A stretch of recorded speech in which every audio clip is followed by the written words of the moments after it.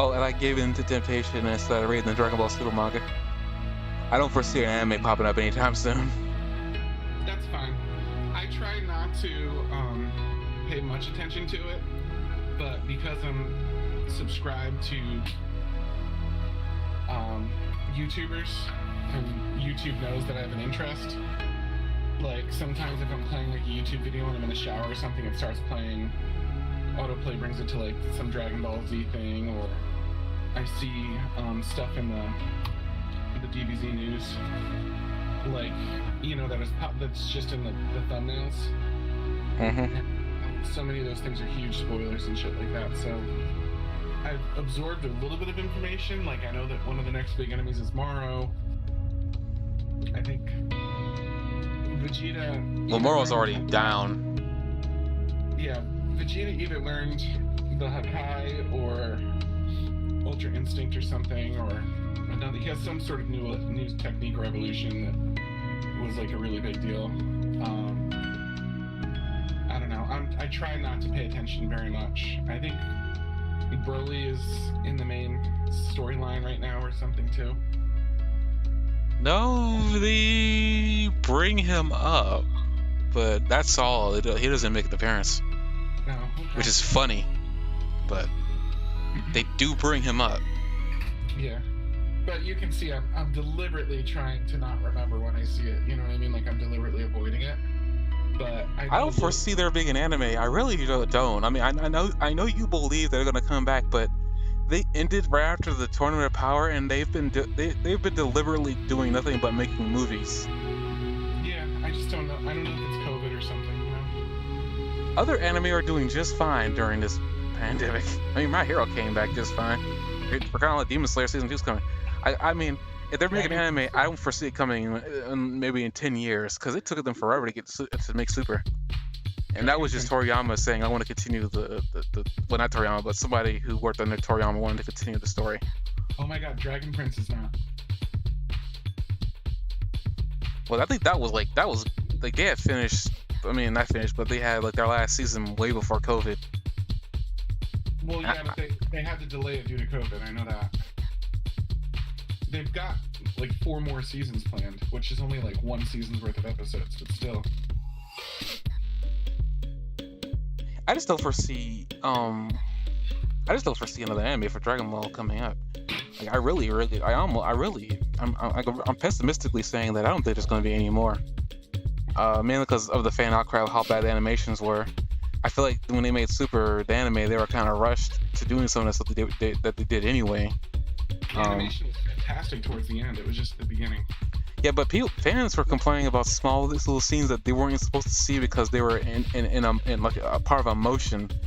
Like, of course, they're not gonna look good during a quick motion like they have been doing. But I don't know. I just don't know, because Toei's got other projects going on for sure. So I don't even know what else Toei is even working, because they were working on Digimon, but Digimon ended.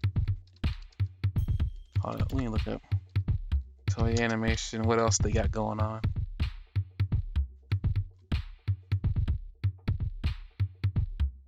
They're still working on One Piece, and that's not going to end anytime soon.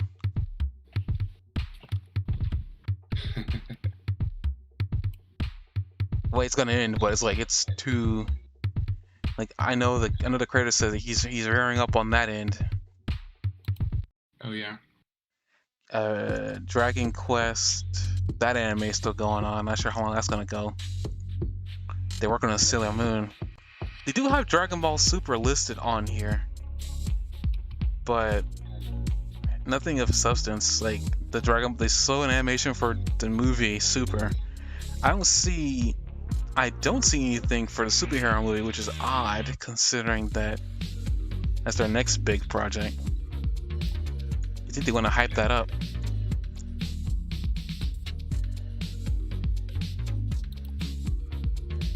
They work on the Sailor Moon, and Yoko didn't like that at all. Oh my god, when are we starting the podcast? I mean, this podcast already started. What? When did you do the opening? You brought up everything else. I was just doing that. I was just getting into the conversation. I mean, with that was a good segue to opening. We're back for the next podcast episode in October. We took an entire month. Well, we didn't take an entire month off because I did a podcast by myself for 1 week, but it didn't go well. So I just said no. We're just skipping the rest of the month. You need me for all the sadness, for all the grief I give you. You need me.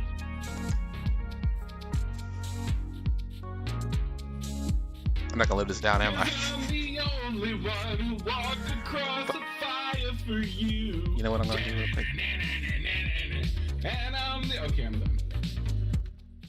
Lower the music down in the background a little bit. It was overpowering you, funnily enough. It was overpowering. I'm a very powerful singer. I have a tough time believing that. Okay, we're back on this episode. We're going to talk about the last 3 episodes of My Hero Academia. I think there's also maybe you were challenging me to sing louder.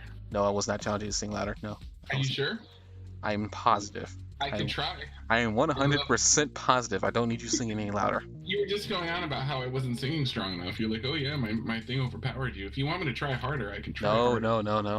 We're going to move on with the topics Forrest of this. Gump says if you can't sing good, sing loud. That's all I'm saying. That's bad advice. Oh. So what are we reviewing today? One Piece, you said?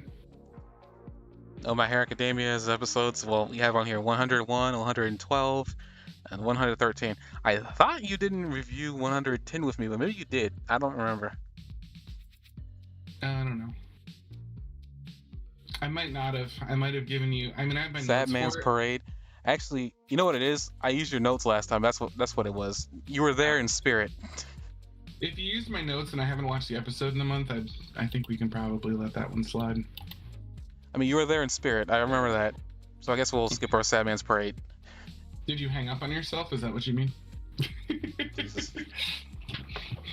Towards the end, did you say something obnoxious and hang up on yourself? No, actually, I don't think I said anything that ends the podcast. I guess we'll get that treat at the end of this. Okay, so we're going to... Basically, the last couple... Well, the first 2 are like origin story heavy for Tenko Shimura. Well, Tenko Shimura and then Tomura Shigaraki. And then the last one is just a segue into the next arc that happens. I believe it's gonna... There's no official date, but we know season 6 is coming. So I think March of 2022 is usually when they like to start this. Mm-hmm. March, April. So like there'll be several months of no My Hero Academia talk on this podcast, unless we segue into random headcanon, which could happen. I guess with that, we're going to start with episode 101, Tenko Shimura's origin. I want to bring up that I don't think they were trying to get us to feel sorry for Shigaraki growing up, but I'm going to say that in these 2 episodes, his family deserved that, which is kind of harsh to say. Even his older sister deserved what happened to her. So what you're saying is, because the older sister lied and said that he did something that he didn't do, she deserves to walk out, see the family dog ripped into shreds, and then have well, her not that, but when he and destroyed by someone that can make things disintegrate with his mind. Well, no, it was mine. It was his touch. But I mean, think that like maybe you might have a really different definition of justifiable than I do. I feel like maybe your definition is I don't know. I'm more sociopathic. I think is the word I'm looking for. I'm not sociopathic, Jesus. I mean, you could probably take that what I just said as sociopathic, but I'm not sociopathic at all. I'm just saying that like I don't think the point of that episode was to make us feel bad for him, but I can't help but feel bad for him. Like all this really started. I guess we'll just do it. We'll talk about whatever we want to talk about because these episodes are kind of conjoined together anyway. It's like one big run-on sentence. But I feel personally, nobody deserves to die. I'm gonna let that be known. No one deserves to die. But at the same time, when you have family members who know what's happening to you is wrong, letting it happen because they don't because they know of a background that you have because your mother abandoned you, quote unquote, uh, as a kid because she was a hero. It was her job. Um, and you want to raise your kid to not be a hero. Anytime he brings this up, that's his dream. You punish him by slapping him, beating him over the head with a garden shear, or whatever the heck that was. That thing he grabbed when Shigaraki was unknowingly, unbeknownst to him at the time. Well, later he says he kind of thinks he knew already, but unbeknownst to him at the time, as a 5-year-old kid, destroying the terrain underneath him. Mm-hmm. I feel like you can't say that like they didn't have it coming. Like it's the whole like don't bully somebody into a corner and then expect them just to walk away after a certain amount of time. Something's gonna happen.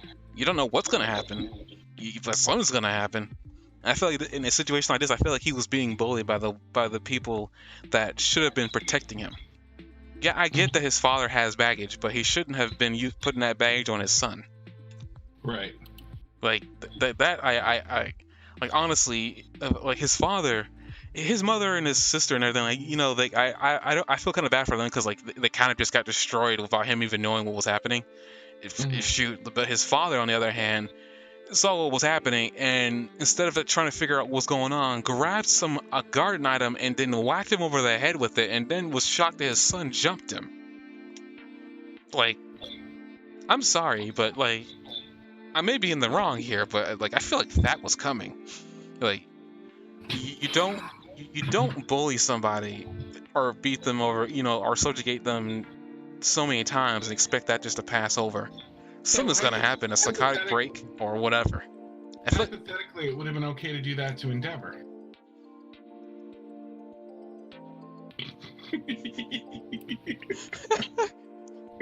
I mean, yes. I was just trying to follow your logic here. That's all. I mean, yes. I mean, if Shoto had a mental break and then burnt his father to a crisp, yeah, I mean, he would have had it coming. Okay, I was just. I mean, yeah, he would have had it coming. I mean, I had to be fair here. I can't be a hypocrite. I had to be fair here. Yes, if he had a mental break and burnt his father to a crisp, yes, he had it coming. But like the wife did. Like the wife kind of flipped out. Well, she didn't burn him. She burned her son over a mental break. Yeah. Shoto didn't have that coming. No. I understand. Completely different. Yeah. But back to Tomoe Shigaraki, I just feel like all that was like as bad as it was, as horrific as it was. Yeah. A lot of it was coming. I mean, his sister tried to apologize, but then freaked out after her dog was dead, which is understandable. I almost wish he didn't run because he couldn't speak and he didn't know what he was doing. I mean, that was a shock. I mean, everything was just rotting around him. Because speaking of rotting, his quirk was ridiculously powerful as a kid. Which leads into my other thing. I remember telling you I had this theory because I know you said that you thought it was odd that power-ups were happening here. My theory for this, and it's my own headcanon, but after watching this for a second time, kind of makes me believe this theory a whole heck of a lot more. What was the Liberation Army's like main goal? It was to liberate people to be able to use their quirks however they wanted and release as much as they like do as they want with it. Only 3 people here had this happen to them in the course of their interaction with them. One of them was what's her name? Toga. The other person was twice. Shigaraki was a third person. And now I'm gonna like Toga. I was able to pull some stuff out with her, but not a lot because I mean her bigger liberation was just coming to terms with who she was and what she wanted to do, and just listen to her whole personality with her quirk and how she likes taking people's blood. But she mentions that at one point before her quirk allows her to copy Uraraka's ability, that she was simply just hiding because people wouldn't bother her if she looked like somebody else or if she looked like some innocent schoolgirl. That seems like an attempt to hide from who you were, because you know what's going to happen if people found out who you were.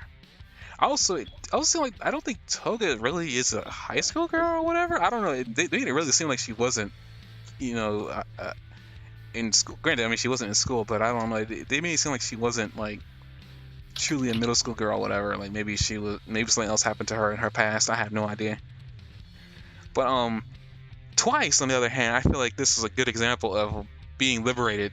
Twice had spent most of the series that we've known him contemplating whether if he was the real him or not, only for him to accidentally get liberated by having his arms broken, finding out that he really was him. Thus, letting him use his quirk at its 100% effectiveness. This man was able to like unleash the clones. If anything, this is a literal episode. They should have named the Attack of the Clones. Seriously, Oh my God. they should have named it Attack of the Clones. Yeah, that's where you're going. You're going to talk about Attack of the Clones. Like, you saw that episode. How many clones did he even make? For crying out loud, like, jeez. If he was Santa, it would have been a Yuletide. That's all I'm saying. Oh dear. And then on to Shigaraki. Essentially, his is an odd case. Is that his quirk was always really powerful, but he locked it. He mentally locked it behind a mental break that had his memories get removed from him for a couple of times, for years at a time, and then they came back, allowing him to use his quirk at its 100% effectiveness. And all I have to say is, this is a problem. He can decay attacks before they get to him. It's ridiculous. Oh yeah, he's pretty broken at this point. He can decay attacks before they get to him. It's like, okay, this is a problem now. Like he's no longer afraid of his ability, or he's no longer locking it mentally behind a wall in his own brain that he didn't know was there, only for it to break the moment he got his memories back. So it's like that. I guess that's the liberation, and it's in a very weird way. It was more like he had his ability fully unlocked, but he locked it behind a mental wall, a mental gate, and then as soon as he got the key to the gate, everything kind of just like went straight to hell. Well, I mean, everybody else I felt like was breaking past their walls in one way or another. Like Twice was kind of breaking past his wall and realizing that he was like a whole person. You know, the other characters seemed like, except for the guy, Compressor Man, like he's the only one that didn't seem like he had much plot growth in this, but the other ones all had some sort of breakthrough when they went through a wall. But there was this constant theme with Shigaraki that he was like coming out of a cocoon. Like you see it like with him breaking out like several different times in this, and I feel like that was like a completely different thing for him, that he wasn't necessarily breaking through a wall so much as he wasn't getting more powerful because all that power he had was already within him. He literally, his mind as a kid literally was afraid of what was happening or what he was capable of, and literally put a gate up. Now the other thing you're talking about, like where he was coming out of a cocoon, yeah, he was changing as a person and growing as a person, literally. I think he was probably the only one who really sustained some serious growth out of all this, because he started to act more like a leader versus acting like a pawn. Yeah, but think about it this way: it's about locking yourself inside, right? Like you surround yourself when you have a cocoon. Like it's still inside of you. It's just locked away for a little while. You put yourself away in a cocoon, and that, in a lot of ways, is what he did. He lost his memories. He forgot about like the extent of his powers, and he was constantly like itching, like trying to get through this skin of his, do you know what I mean? Like get it out so that he could break through. And you see like all this like pent up something, you know, depending on the situation, that finally comes out. Like in the original one, like when he killed his parents, like he's sitting there itching against it, almost like he's trying to break through something, and then he finally itches through, and he goes on this like breakthrough rampage and kills off his family. And then you see him kind of lock everything away again. Like he had it all locked away, all that anger, negative feelings that he had from like his family and being denial, saying he wanted to be a superhero, and then kind of being beaten, and you know what I mean? He was locking it all away and saying, no, I still want to be a superhero.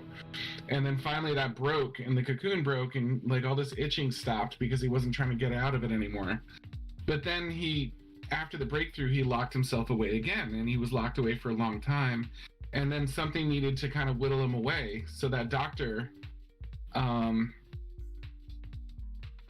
told him to fight Makia. So he starts like battling Makia, and he's getting worn down, more to the core, like every day, sleeping for 4 hours and fighting nonstop after that.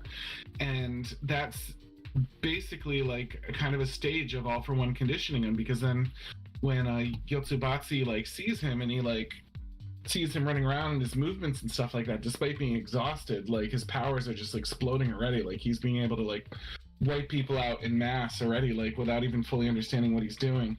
But then Yotsubatsu sees it, and he goes like, you've been training like intensively, like way more intensively than I was giving you credit for. And so you see this moment where he's like, you see this moment where he's like trying to like resolve that, and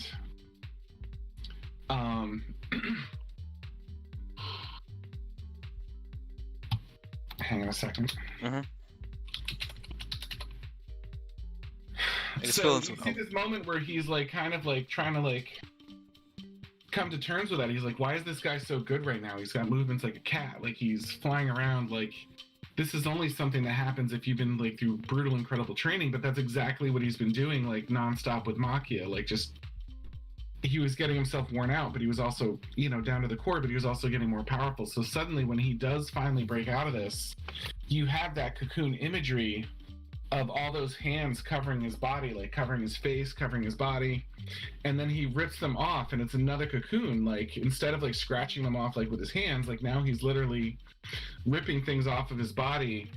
And there is a quote somewhere where they talk about him pulling them off as if it was like kind of like no longer necessary. Like I'd have to find the quote in my notes.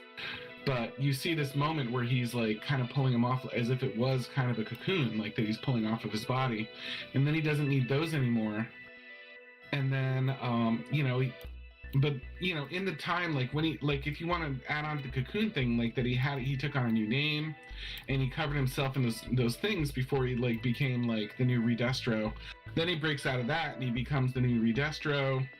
And then the first thing he does is go into a cocoon, and now they're literally using cocoon imagery, you know what I mean, with the thing that he's in, and he's going to go through 4 more months of pain as he breaks out of that. But like over and over and over again, you see him emerging and then going in and emerging and going in, and like going through all these layers of evolution. And I think that's really, really cool. And I think that's one of the powerful things that we got out of this, that like he's got those layers that he's breaking through as he goes through, but like they're symbolic and literal.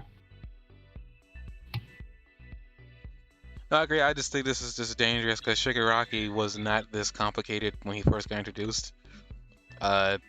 Even when they did reveal like where he started from, which was from nothing, I remember wondering what happened to him as a kid, because like he'd been through some, like, I don't know what happened to him. Like, but now we got to figure out. Now we got a good idea of what happened to him, and a better idea of like what happened to him after he destroyed his family's home, in his tantrum state. Well, not tantrum. Actually, in his that's psychotic.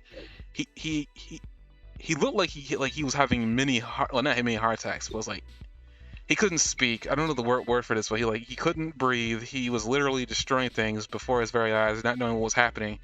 Only for us to find out later on that as you bring up, you notice that, you know, it brings more credence to the whole idea that quirks also has something to do with your personality. That all he ever wanted to really do is destroy, but that kind of, I think that's also more about like the type of like environment he was raised in.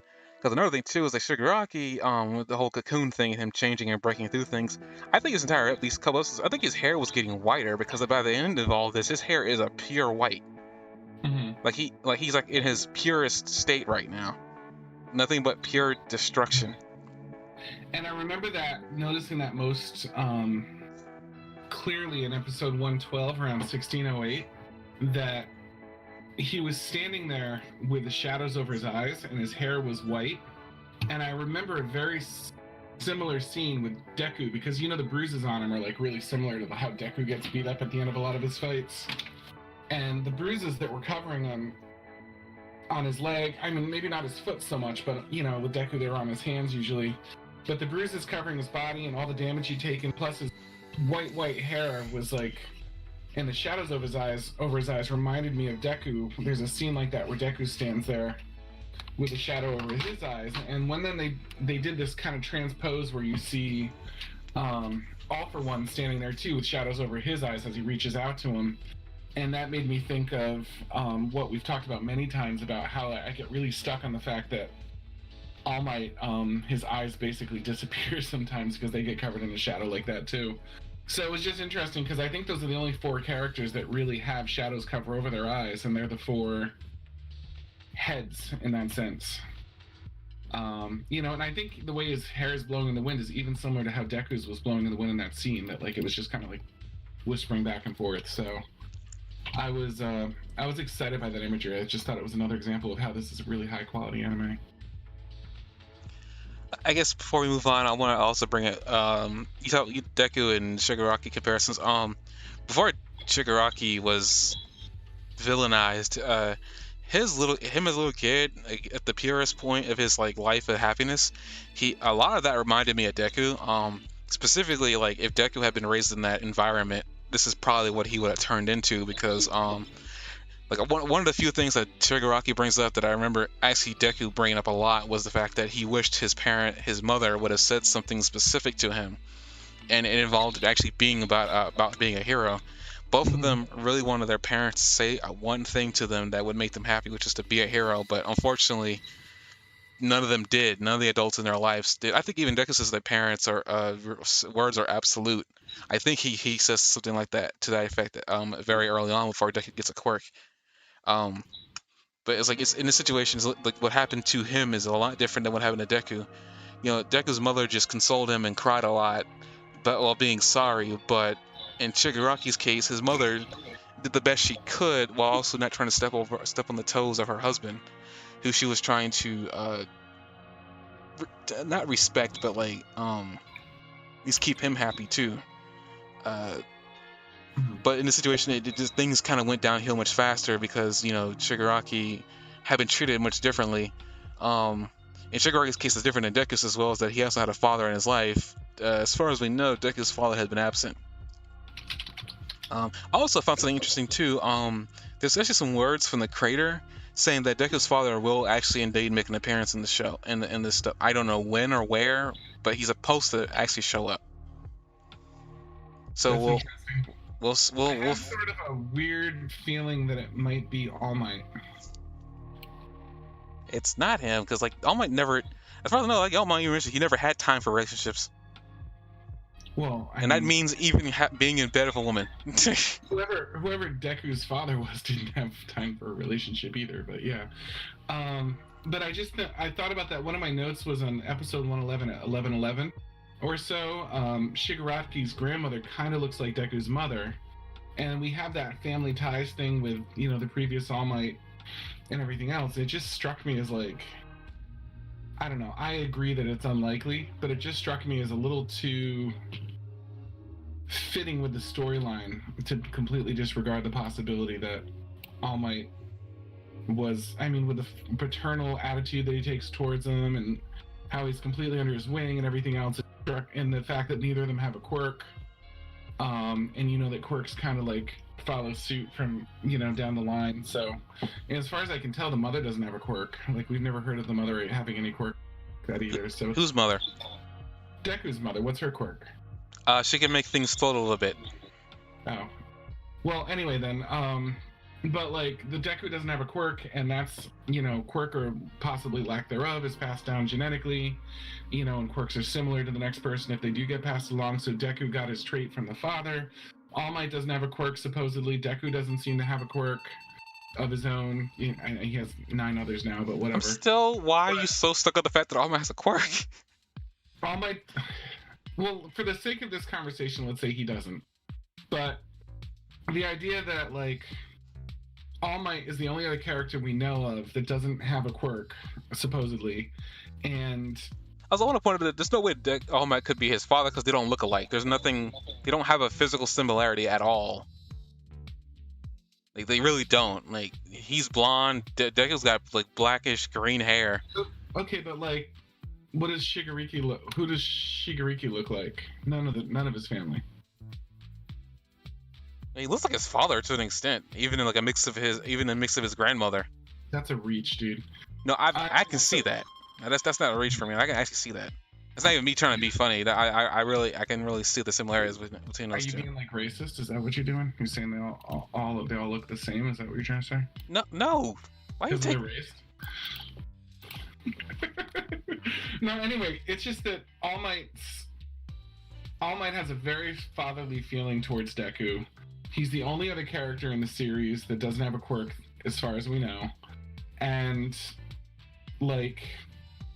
here we have like a family tie with the previous All Might, being the grandchild, and huge parallels between these two characters. So the story would make it work. They're not drawn the same, and it seems like it's a little bit of a reach, but like it does fit in kind of like a puzzle too. My thing even with that, even if he doesn't, even if I agree with the whole idea that he doesn't have to look like his father, there's still be like a trait or something from him that he would still have, and I don't see a similarity at all. Personalities are constantly drawn as similar.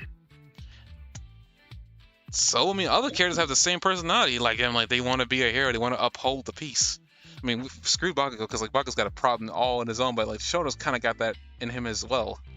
There's a lot of characters that really want to, like hold the peace and whatnot, and they're really enthusiastic about it.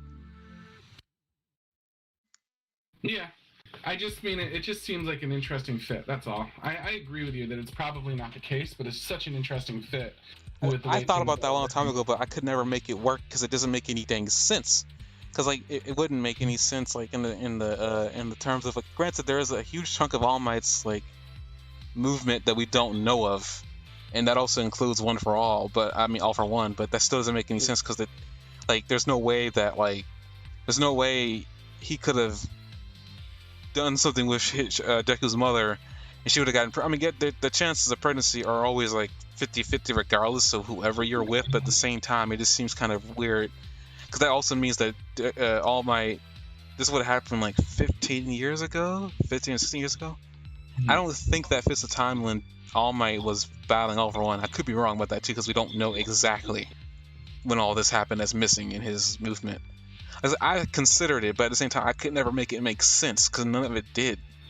Like this show likes to take like a huge emphasis on like timeline and where things were happening at a certain time. They like to really use when something was happening in conjunction with something else.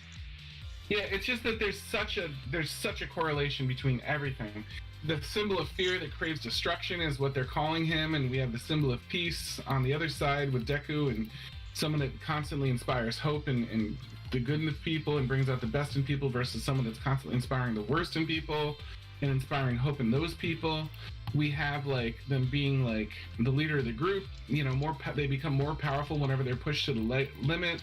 There's just so many things, and like Nene like abandoning him, like the parent, you know what I mean, to go Nene abandoning the father of him to go be a hero, and then who knows, maybe All Might abandoned the mother once he became a hero. You know what I mean? Like maybe he had time for until he got the power, and then he had to, for everybody's safety, he had to abandon him. You know what I mean? We don't know for sure, but like there's a lot of possibilities. Do you know what I mean? But when I feel like he was in high school when he met Nana. Yeah, it seemed like to me that All Might was in high school. High school boys impregnating older women is a possibility, but it's just one of those things. It's like I don't know. It doesn't. To me, it doesn't only. All Might is very secretive too, and I don't know. He just doesn't. There's nothing. Like I actually literally the only thing I could make an argument for is that All Might's eyes when they are shown are like a bluish green.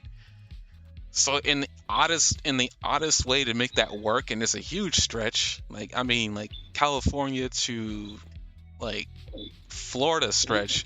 Stretch that it could be maybe for whatever reason Deku's entire hair color just was influenced by All Might's eyes, but that doesn't make any sense because I don't think there's any genetic relevance to that.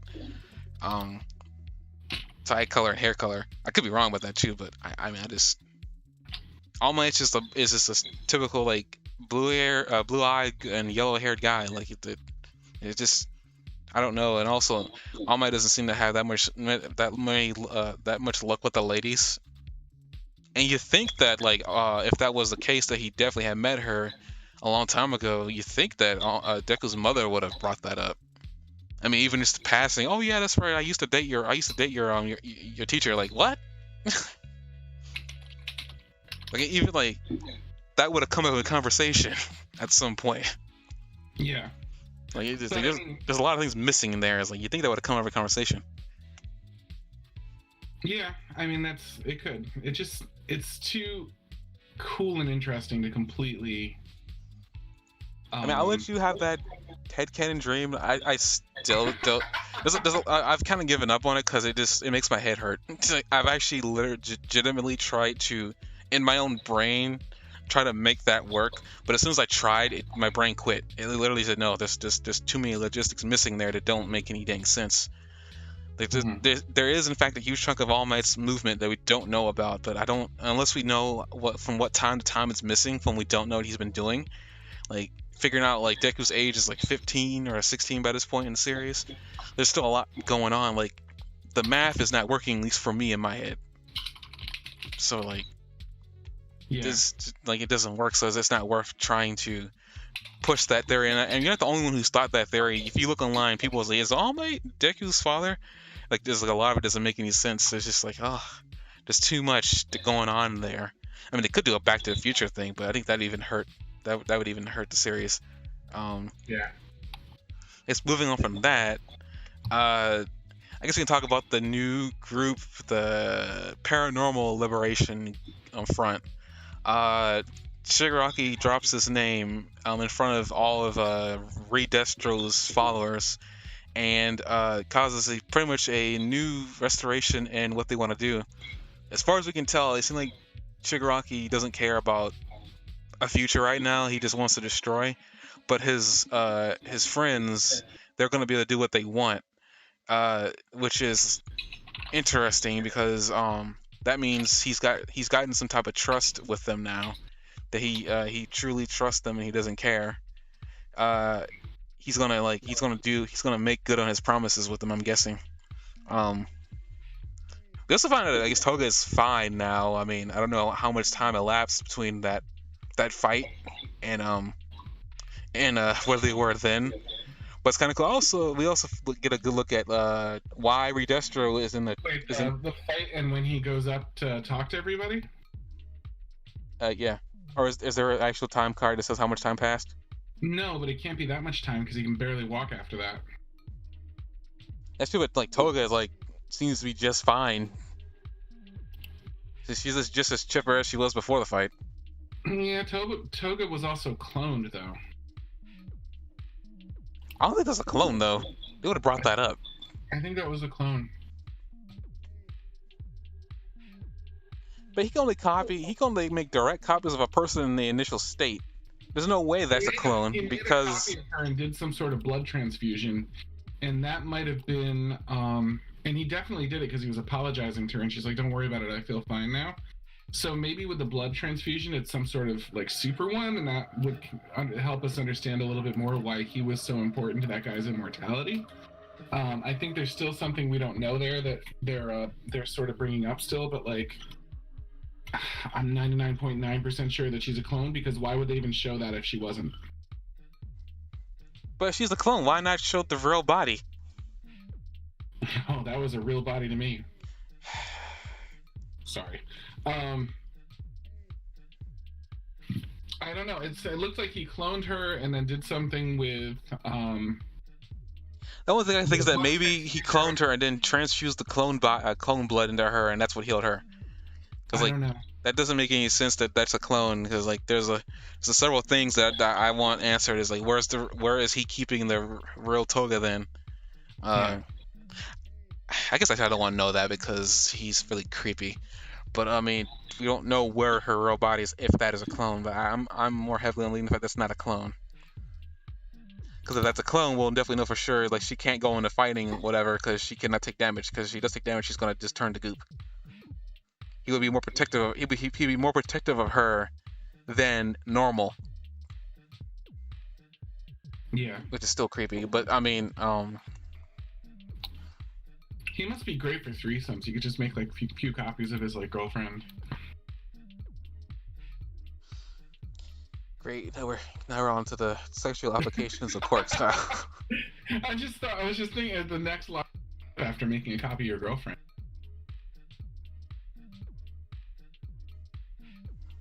I don't know what girl would be interested in you if you could make a clone of her. Just something about that just seems off to me. Well, once she's cloned, they both love you, right?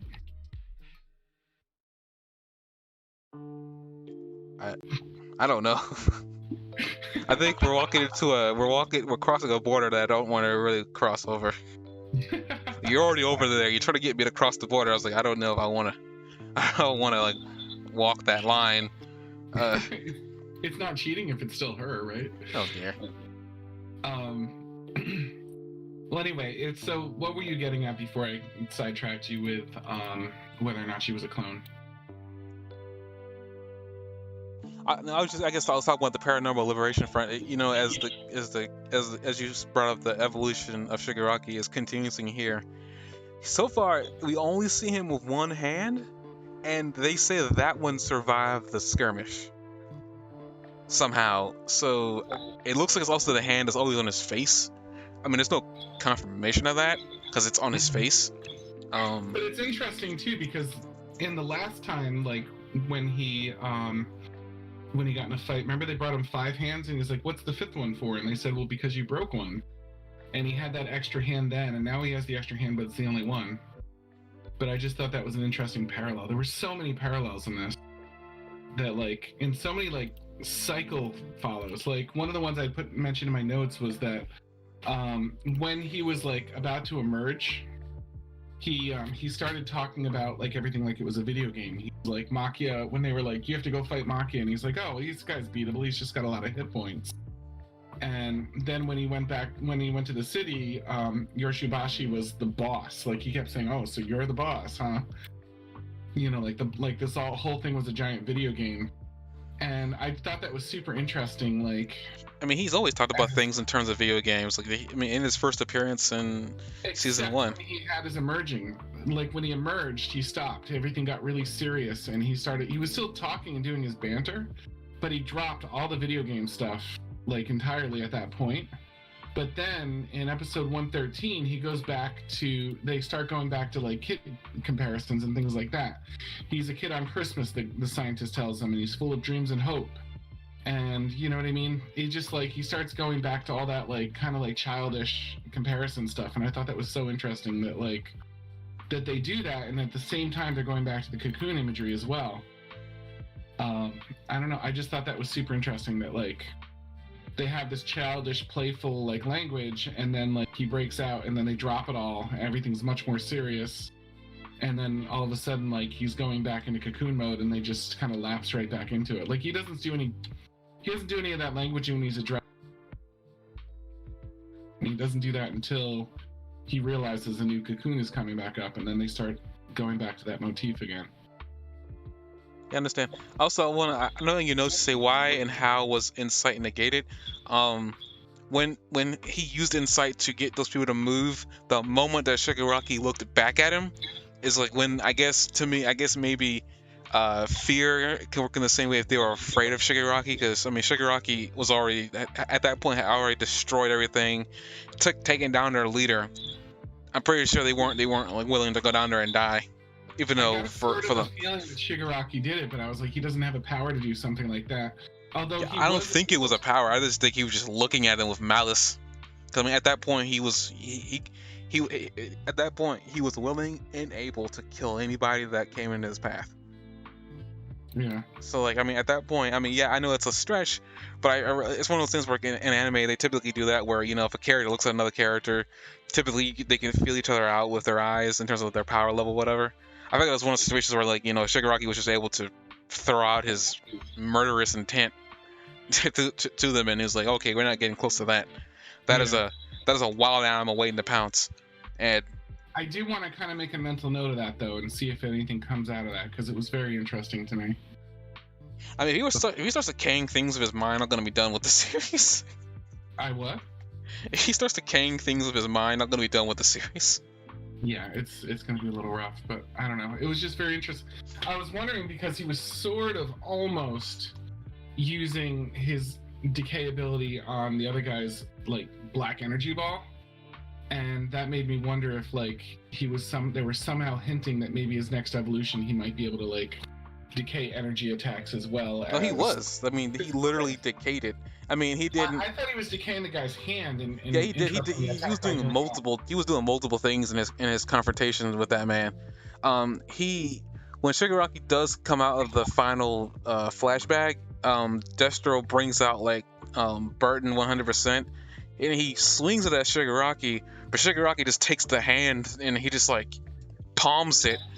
Now, unfortunately for Shigaraki, he still took some of that burden, but he got rid of most of it. I think Shigaraki was learning that anything he touches that includes energy, he can just make it like lose all potency. It was part of the whole thing that anything connected to anything he's decaying gets decayed. It's just one of those it's one of those ridiculously overpowered abilities that he just unlocked because he forgot he had it. Yeah, but that's what I meant. That's what made me raise an eyebrow, and that's what they were kind of getting at, that like he now could do that. You know what I mean? I mean, he first started showing that he could just decay things with his entire hand, and I thought that was weird because I thought they was specific. They even bring it up too. It's like he specifically says he can't decay anything unless he has all 5 fingers on there. Now he can just decay things with his finger. And I'm like, that's gonna be a problem. And he starts decaying, and he's also touching all kinds of other stuff too, like that hand, for instance, the hand that he decays later. But he doesn't decay then. He touches it, and he doesn't decay it. So now he can just literally activate the quirk when he wants to, and it doesn't cause any problems. Yeah, that's pretty cool. He's doing things like I think even bring up that like when Desh was fighting him during that situation where he's like finding out that Shigaraki is a little bit more dangerous than he initially thought he was. Like he said he could have like touched a hero during that canoe incident and gotten rid of them. Like he brings up that he could have easily taken out one of the heroes during that fight.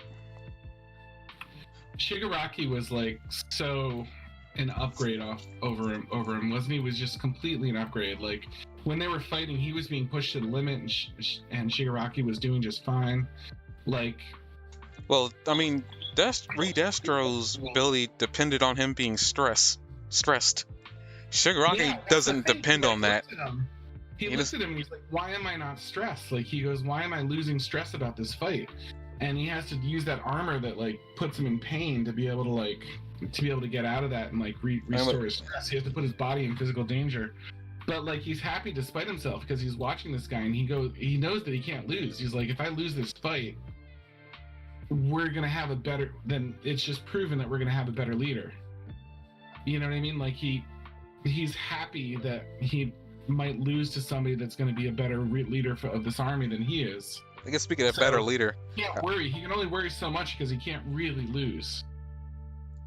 Yeah, speaking of better leader, it's kind of funny that they have that little thing going on. I'm not sure it's juxtaposition. I don't think that's what I'm looking for, but like there's a situation where you see, as Shigaraki's about to destroy him or whatever, he has a flashback to his team members saying that we could really use some money, or if we could team up with the Hisekai people, we probably have a better chance of doing stuff. And he brings the fact that he didn't do it, and he takes his opportunity to actually like merge with another group of faction of people to get what he wants. So he's definitely learning with the whole evolution thing. Like he's learning to take advantage of things that's been presented to him in a very weird fashion.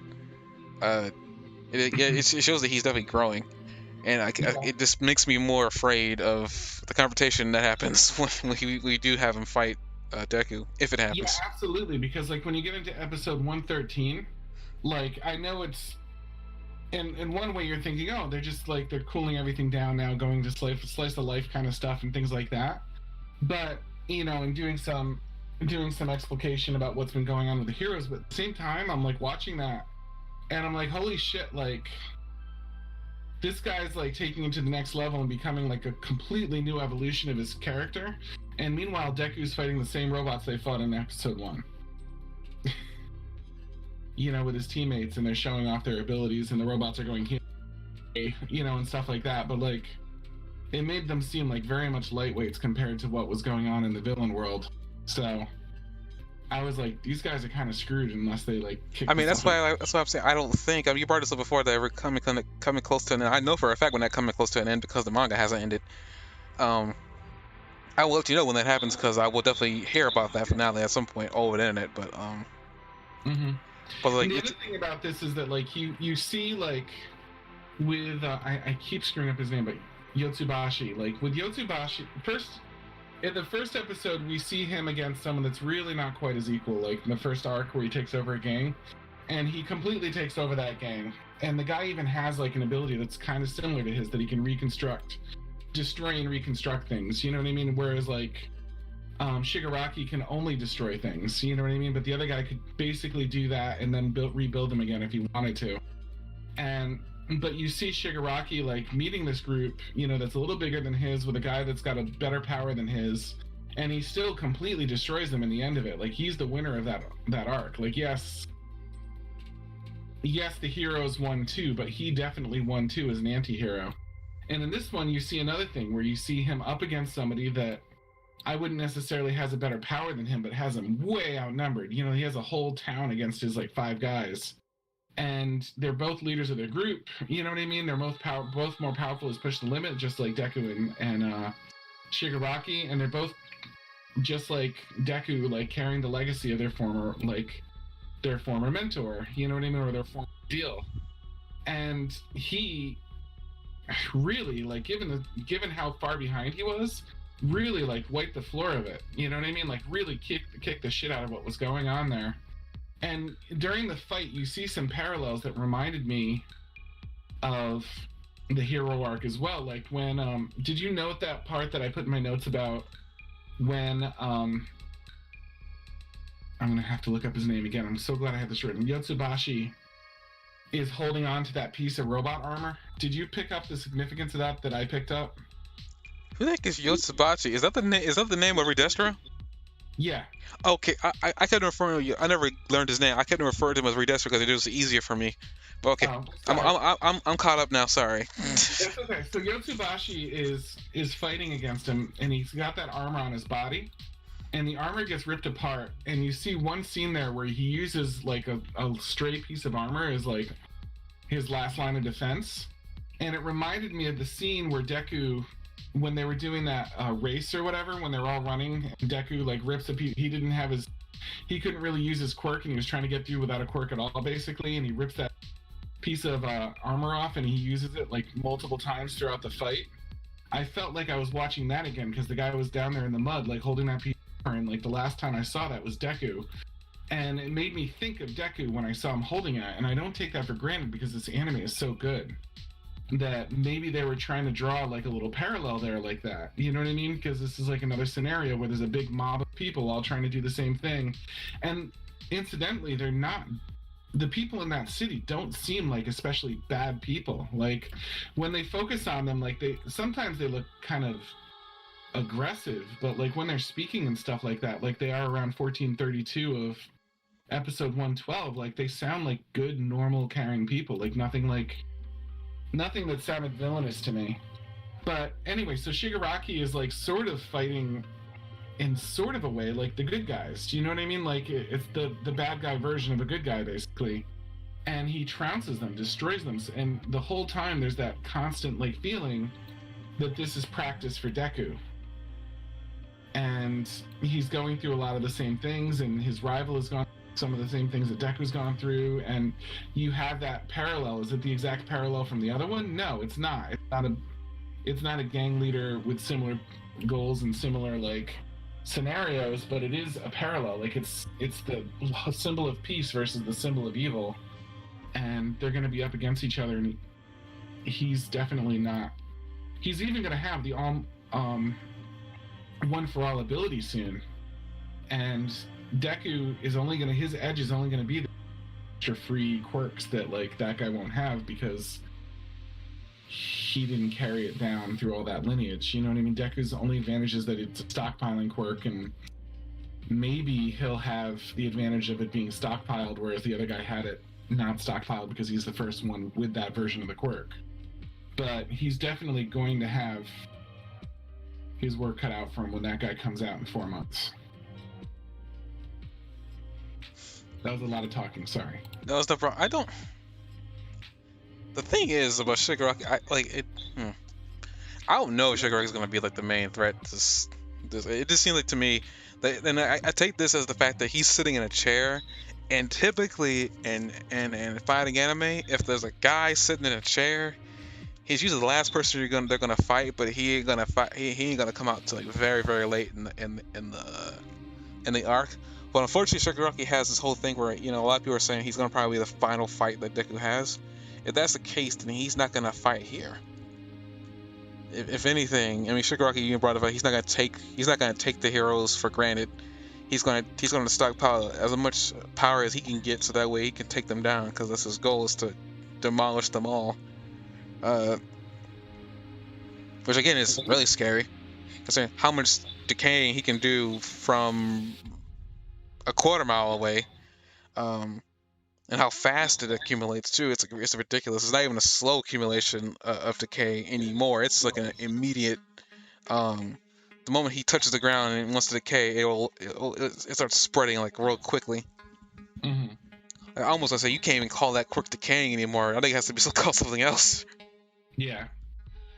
Disintegration or something, yeah. Yeah, that just sounds cool, disintegration. But yeah, I just feel like I feel like what's going on here, it's going to be really hard for them to ramp up beyond this in the next fight.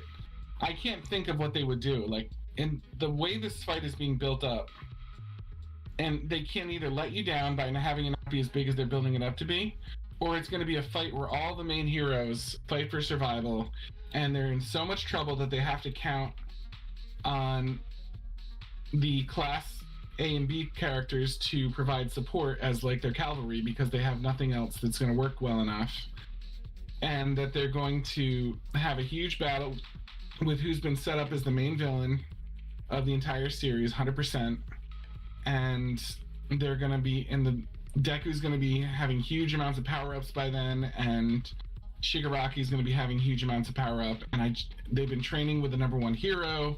They've already trained with Deku's already trained with the former number one hero. Hawks is not really that great as a number 3 or number 2 now. There's just like, where do you go to amp this up even further? Like, it's going to be really hard to amp this. It is. They're going to have to either go in a new direction entirely and introduce, which they could do, but I just don't see how this becomes bigger than it is. Like, they're going to have to build up something else from scratch at that point. I mean, the manga's still going on, and I don't know. Like, this is gone on past this point. Like, that's one thing. It continues. As far as I'm aware, it has gone. I don't know what the next arc's title thing. I've seen that it definitely goes past this arc, and also I've been hearing that it gets exceptionally dark from here on out. And I could see that it's gonna get dark. As how dark it's gonna get, I have no idea.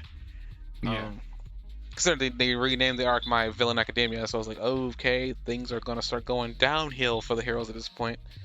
But honestly, my theory is, I don't think this is gonna be what we think it is. I think it's gonna be one of those situations where like the villains there's a plan amongst brewing amongst all this, and they're trying to distract the heroes, because they've done that several times throughout the course of this series. That the villains have been distracting the heroes so they can get to their real goal.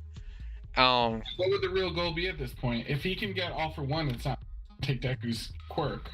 Liberate All for One is what I would say, because I don't think you bring up the fact that every time we've gone back to him and he's been in jail, he doesn't seem all that worried. But why wouldn't he be all that worried? He's literally chained, and as far as I'm aware, they're probably constantly checking his chains to make sure he can't get free. Yeah. There's no real reason why he should not be concerned. He's been smiling ever since we had that scene with Deku talking with the previous successors. I have the strong suspicion that he's linked somehow, and he knows when he knows when a successor has been in contact with the previous lives. They even bring up, even the doctor brings up as he's trying to train Shigaraki or shock him into shock therapy, whatever he's trying to do to him there. He brings up the fact that like one of the main goals of All for One, and it's been a failure for as long as he's been alive, is the power that he gave away has been not under his control since day one, and he brings up All for One, One for All, and Shigaraki's eyes light up. Um, I will say that that makes me think that maybe All for One did tell him something, but maybe he wasn't specific. Like maybe he left him some clues, and what the doctor said to him is probably what pieced it together.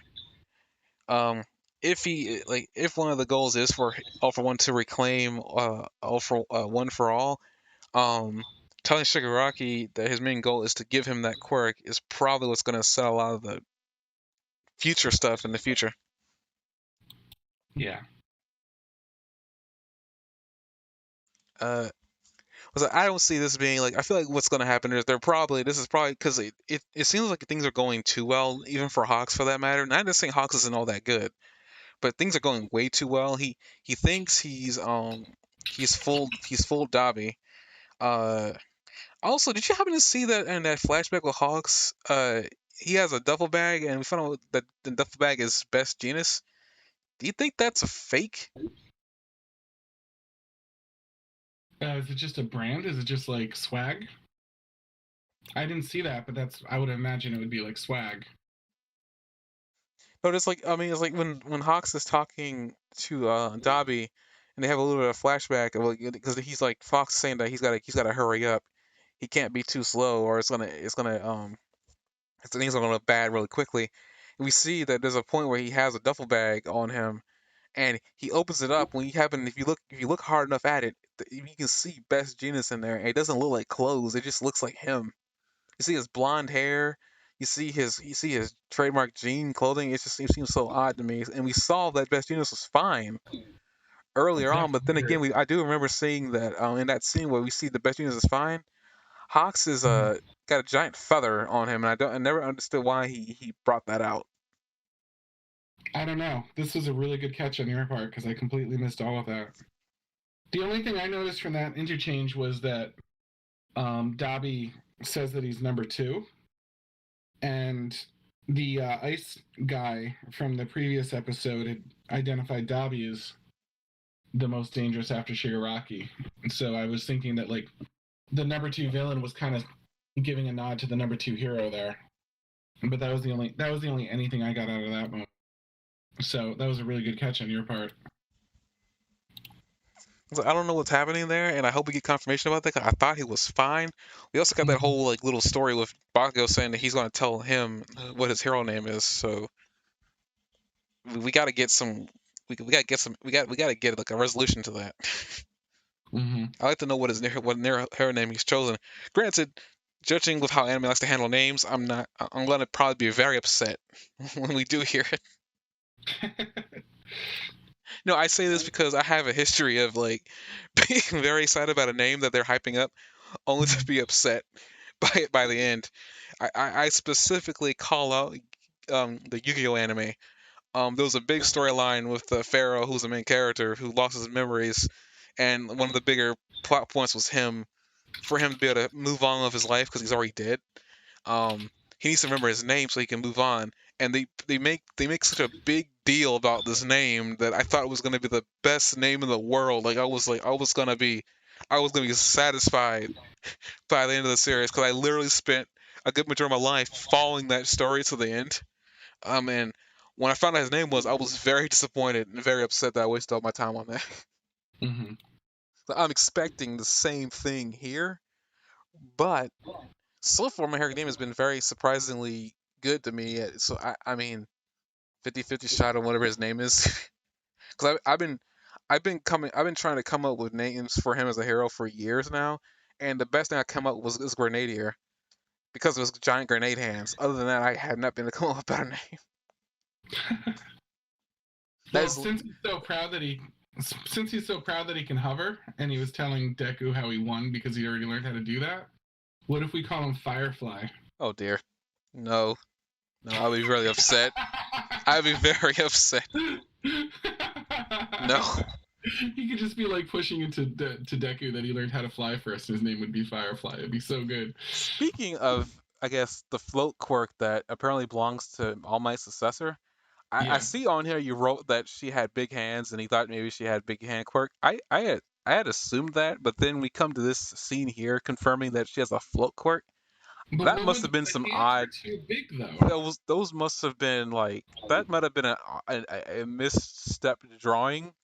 I don't know why Unless they the would have hands done are that to unless her. the hands are connected to the float ability somehow. What, she could make her hands float and make them look big. That doesn't. Maybe the power was like in her hands, something related to her hands or I something. mean, part of her costume though, if you look at if in every single scene that she's been a part of, her hands have been covered with when she's been in a hero And gloves, costume. yeah, like they've been drawing attention to them and them. So it's very possible that there's more to the hands than we get so Maybe she far. unlocked another quirk and she didn't tell All Might about it. Who knows? I mean, we know that she didn't tell All Might everything. Yeah. I mean, we find out that All Might didn't know anything about the successors in the quirk because they never talked to him, which is even I still find that odd. That like they talked to at least one person talked to Nana, but nobody talked to All Might unless All Might forgot. But like he was very adamant that he's never experienced the phenomena that like the Deku has. I mean, even Deku brings up when it first happened to him for the very first time when he was fighting what's his name? The guy with the mind control ability. I forgot his name. Oh, I can't remember. Dang it! And I like him too. What's his name? Dang, this is gonna bother me for the rest of this. Tell me your name, Harvey Dent. Oh Sorry. no, please, no, not where is he? Jesus. Can we trust him? Not where is he? Harvey Dent, can we trust him? My son has a little tiny, like a little Batman toy, like a doll that is with all his other dolls. And at the end of his bed, there's like a million dolls. There's like Taco Bell dog and like Mario and just a bunch of typical kid toy dolls. And Batman puts my kid to bed so often. And he's like, Grayson, it's time for bed. Jesus. Have you checked the closet for predators?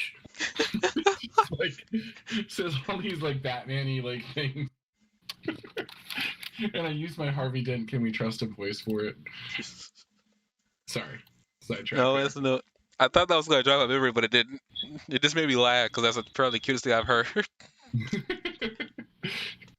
Sometimes I distract him. He'll be like, "Look at that," and Grayson will be gone. And then when he looks up again, Batman's right next to him, and he's like, "I tricked you. Jesus. I'm Batman." Dang it! Aizawa's protege, like when he first uses quirk on him, I'm gonna remember.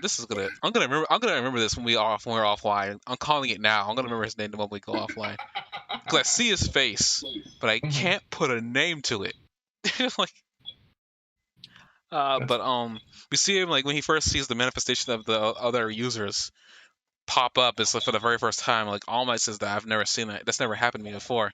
And Deku even brings the fact that he saw him in there too, which is even odder. Um, I guess another thing too about the users too, we found out they all died young. Yeah. Like every single one of them died young. It was like none of them lasted long. So I wonder has that had to do Including anything Nana with? for what it's worth, right? Hmm? Including Nana for what it's worth.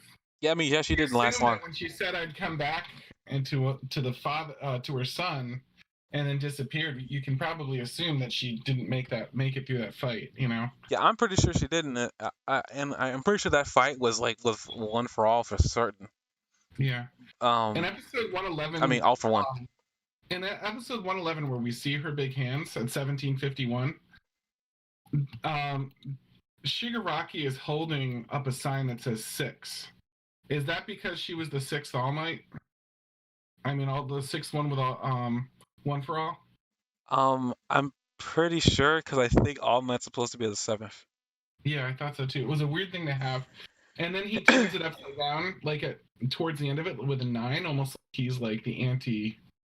The symbolism there, like then, like as he's holding it, like and it's upside down, and that made me feel like the anime was hinting that he was the opposite, that he was the anti. You know what I mean? Anti one for all, because he turns it upside down a couple seconds later after you make that connection. I can't think of any other reason why they would show that and then have it turn upside down than that moment. I mean, like one thing we're seeing a lot of, like, the hero world isn't pretty. I guess as we wrap this up, but we're seeing that the hero world isn't all that pretty. And I mean, even before this, with the kid that didn't like heroes from during the camp thing, we see Yeah. that, like, the people who are related to heroes, they also kind of matter too, and you never really think about that until, like, you end up dying and leaving somebody behind. In some cases, a kid. For the most part, is actually what's been happening here. Um, Usually the kid ends up resenting heroes because, like, they hate the fact that their parent cared more about saving a stranger than trying to be there for them. In Mm-hmm. some cases, like, the scar is there for a while, and then somebody else comes along to heal it.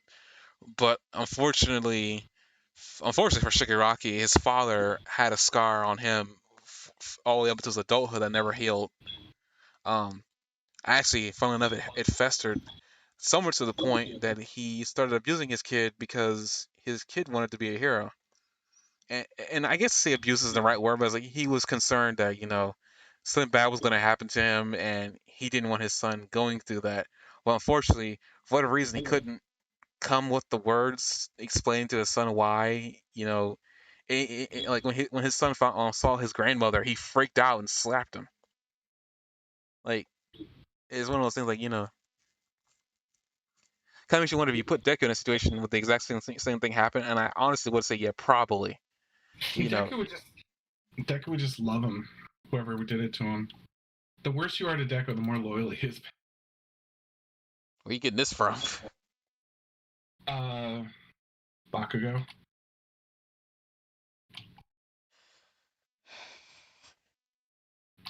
Dang it, Jock. Why? What? It's true. Bakugo is horrible to Deku, and Deku's like this to him. I mean, he sees him as a friend. Like they both had they both had a hero in common, regardless of Bakugo, how much Bakugo hated it. didn't Bakugo like destroy one of his notebooks or something at one point?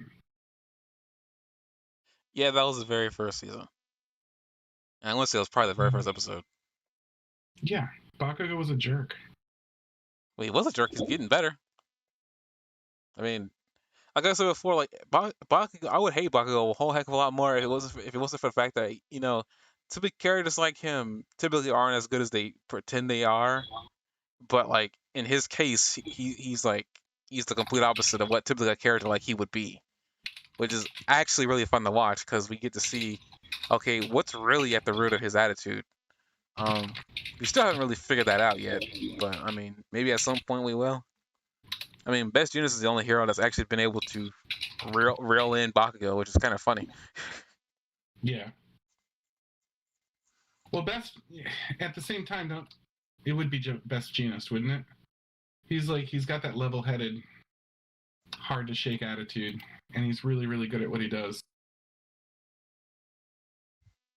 I mean, that's true. I would like to see more of him in a fight, though. I like to know, like, I wonder what where was he on the chart?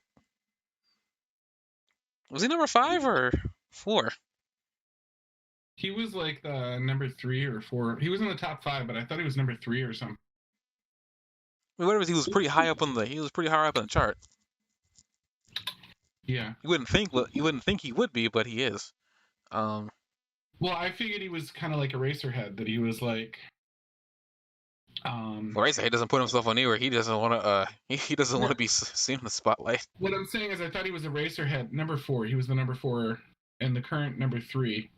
Okay. According to the wiki, whatever that means. But I mean, what I mean by Eraserhead is that his ability wasn't necessarily a great combat ability, but it combined with his skill, you know what I mean, made him someone that could like get away with it. Because That's Eraserhead's one of the better heroes in my opinion, but his skill, his ability is not like top tier unless you're specifically in a group setting fighting a villain whose ability he can negate. You know what I mean? I mean, for the most part, there's It's very really, rare. really There's good, but it very. I doesn't don't think have there's nobody's like, ability he can't negate. I mean, I think the only case is like a Nomu with multiple abilities. That's the only case where his quirk kind of fails. well, or that guy in the walls, or someone, Well, he has to look at him directly. I mean, that's kind of the faulty part of it. Is you have to look directly at them. But I or mean, once you something directly like, look at him, he's boned. what about like Mustard, for example, who could like hide himself in a fog? Like there's still people, but yeah, I think it's generally not a big deal. He's he's what I'm saying is he's a good hero because of his ability. Like he's a good hero because he worked for it and he like taught him combat skills and he rounded himself out. He's not a good hero because he's got a broken ability or something. And Vestinus is kind of the same way. Like he's got a not incredible ability, but he's made it work because he's that good. Yeah, and I mean, that's what I like about some heroes. So, like, I mean, they make what they have work. But yeah, we've seen. I guess continue off as we I guess about to close this podcast out. Um, we're seeing that we're starting to see the underbelly of the hero world at this point. Right now, The just hero with what world or happened the with. villain world? Hmm? The underbelly of the hero world or the underbelly of the villain world? I say the underbelly of the hero world because, like, I mean, so far we've seen nothing but like the good side. There's been varying instances of like failure amongst the heroes and whatnot, but not a lot. We've seen like all kinds of failures and successes with villains. I mean, we know what they're about, but I'm starting to wonder if there's still some you know darkness in the hero world that we don't know about. Because for one, you have like when Quirk's first coming out, we have like laws and stuff like this. And I remember being specifically concerned that there was policing of abilities to begin with when we saw that back in season 3. I forgot when we started hearing about there being laws about using abilities. Um, I remember being specifically kind of concerned about that because, like, if you call enough people, you're going to cause a problem. And we found out apparently there was a problem because the Liberation Group was around for years before. Um, I was like, it's starting. Basically from the just from what we're learning about the Liberation, and you said before is a good point. Is that I knew this. I realized this like after episode 112. Was like they seem to be good guys because like they inadvertently helped out Shigaraki with his own problems. Inadvertently, they didn't know that they were gonna like have him regain his memory in the middle of a fight, but he did, and in a really really roundabout way helped a lot of the people in his group out with their own problems, the ones that actually had problems that could be resolved, um, Mm-hmm. to an extent. But it's like they were a bunch of good guys trying to just have an identity because they saw their ability as a part of their identity. It's one of those things like you can't like quell. You shouldn't try to quell a person because of what they like or what they are able to do, whatever. In this situation, it's all about what they can do, and like look what they've done. They've literally had them. They had these people. They quell these people so much they had to go to the villains and look at them as saviors and gods and whatnot. It's essentially what's becoming this now because now Shigaraki's group has all the money they can ever need, all the manpower they could ever want. Um, and based on what they need, they can put together a group of people.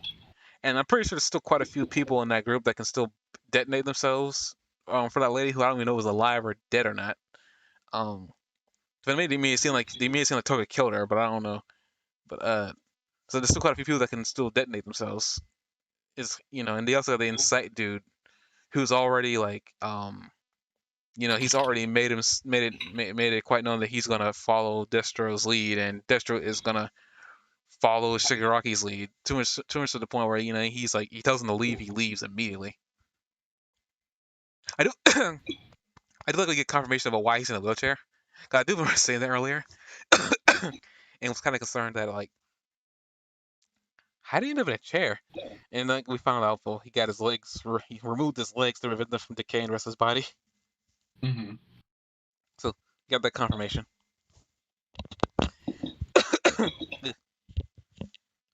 Spit. But not much. We got the end of the last episode is for the season. We see that all the hero students were called for a work study to the same place. So everybody that we are aware of, at least in Class 1A, is going to be involved in the next arc. We know something big's coming. Because Shigaraki is, being electroshocked into like coherence or something. I don't know what he's trying to do. He was not specific about what he was trying to do to Shigaraki. He's going to be in pain for something. Because it sounds like maybe, based on what I was watching the second time, it seems like maybe he's trying to make it so that Shigaraki has enough memory to sustain more abilities. So I don't know if that's really what's going on there, but because he's talking about like how the human brain can't take on. We always seen with the Nomus that in order for you to jam more abilities into a person, you have to turn into a mindless zombie. So, what do you think about that with what they were talking about with the quirk singularity? Even though the quirks mixing and then becoming more powerful. I He mean, said that we kind the of way already seen the the Kurogiri. way they described it was they said they mix, grow more complicated, more stronger. And he was talking about his tech couldn't keep up, and he was calling it a quirk singularity and saying that um, All for One was the only one that took him seriously. But an All for One we know is very, very like his strongest non-quirk ability is identifying potential in somebody, or something. Do you think the quirk singularity could go deeper? Um, do you think the quirk singularity could go deeper than that? Do you cause things to go into some sort of spiral where like the quirks are too strong eventually, and like they end up kind of wiping out the people, like the people that have them? I mean, well, that sounds like something that he's already trying to do as it is. Like, he wants to sow chaos and destruction. But is Uh, that the natural? Well, is that the natural progression of a quirk anyway? That like eventually like humanity would be wiped out by them, and maybe that's where Aries coming in. That they've been doing all this payoff with Aries. That like maybe she's going to be being someone that can reverse evolution, cancel out quirks and things like that, and maybe like she becomes critical in future storylines because the quirks themselves are going to eventually become too strong, too complicated, and things like that, and that the trajectory would be that people in general would become like no news, or even if people in general don't become like no news, maybe they're doing something where it's going to force people to become like no news, like because of these shots and amplifiers and stuff like that they're experimenting with. You know what I mean? Like, will those just turn people into mindless hulks eventually when like there's too much for them to like handle? Or Probably. I mean, the doctor, much as I don't trust him, I mean, like he's a man of science, and he he's says that very smart, and he's already said that he's done the numbers, he's done the research. I'm pretty sure it is the natural progression, but I don't think it's going to happen as fast as he's making it seem. But then again, what do I know? Because like but they can amplify quirks with that drug and stuff like that. This is certainly something they've been looking into. you know what I'm saying? Is like I don't think I'm pretty sure it's natural progression, but at the same time, it seemed like an ultimate doomsday scenario that only All for One seems interested in to expedite. Cause But like wouldn't that be a cool like next step to all of this? Do you know what I mean? Like I was saying, like how could you pop this up a notch? If quirks, no matter who had them in the first place, became the enemy, that would certainly be a big deal. Maybe even Deku, as he starts getting 6 or 7 of these quirks built up inside of him, maybe even Deku's going to have a struggle like containing all of that.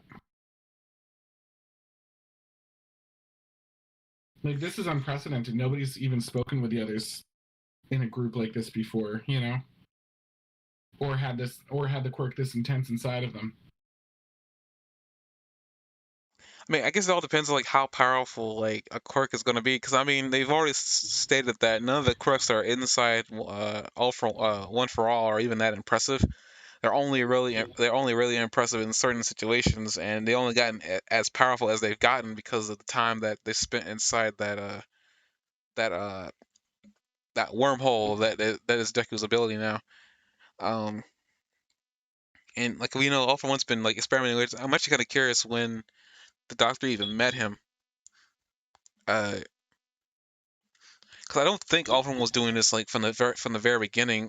From what we know of the backstory of the quirk, anyway, he was just trying to, he was trying to take quirks from people and then give it to other people. It didn't seem like he was trying to like stockpile abilities until one at that time. So something changed in the years that he was living to for him to get to this point. And I think that doctor is probably like the biggest catalyst for it all. I mean, I guess I don't know, like I don't know how you would make the quirk itself the enemy, other than maybe putting it into somebody that could handle all that power. Right. Because you would think if quirks the quirk similarity is a real thing, that somebody at some point would have to be able to handle all that power at once. So there's no way human evolution in that world could not progress to that point. They already brought like the kids that Bakugo, Todoroki, Kami, that Wind dude were trying to train to for because teachers having a hard time keeping a hold of these kids because they know how awesome they are, and you have people like they're trying to show them that like it's all about how you use your ability. So like the quirk similarity thing kind of is already starting to happen because abilities already starting to become stronger when they're younger versus being stronger when they're older. Mm-hmm. So I guess it's all about like I guess what he truly means by the singularity, because it sounds like he's never gone too deep into it of anybody, because anytime he's brought it up, people laughed him off. Like Alfred was the only one who sat down with him and probably listened to his entire story.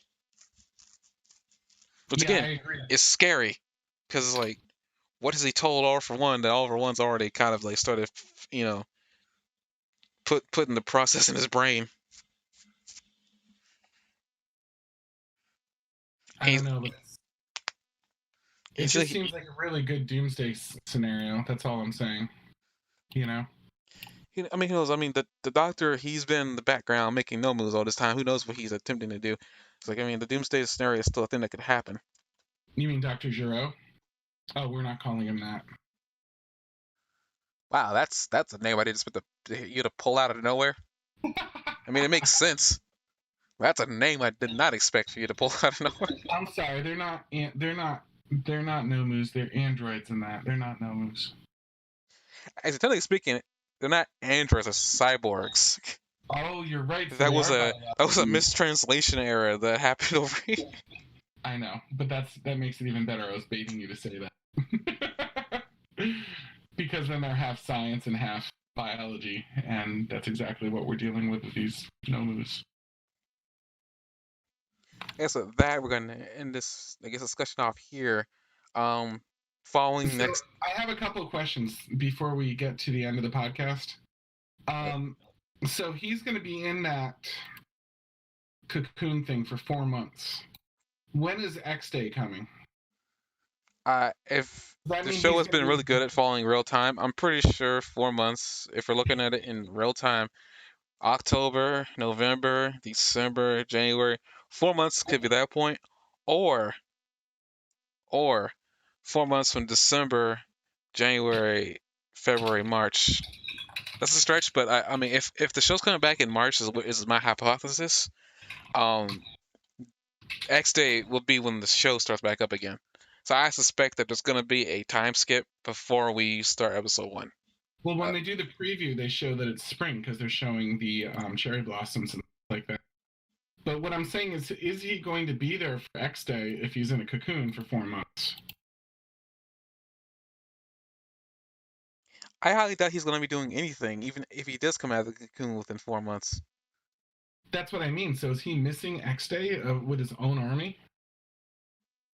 I'm pretty sure because I mean, he already stated that he doesn't care about much of anything. I mean, he's gonna let his team members do what they want. So if he's already stated outright that they're going to be generals in this army thing, he doesn't need to be there. As I said before, he's already taken the role of the ultimate leader, end all be all guy sitting in a chair that is typical in most modern day shonens now. There's a guy in a chair leading the entire operation from wherever he wants to be. Um, Perfect example, Aizen. People hate that dude because of how much he knows, but he's only ever sat in a chair for more than 200 episodes. So he's already taken on the role of the ultimate leader sitting in a chair.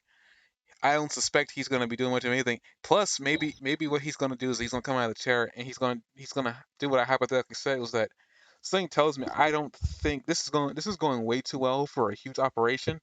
Somebody should have found out that someone's been leaking information to the heroes all this time.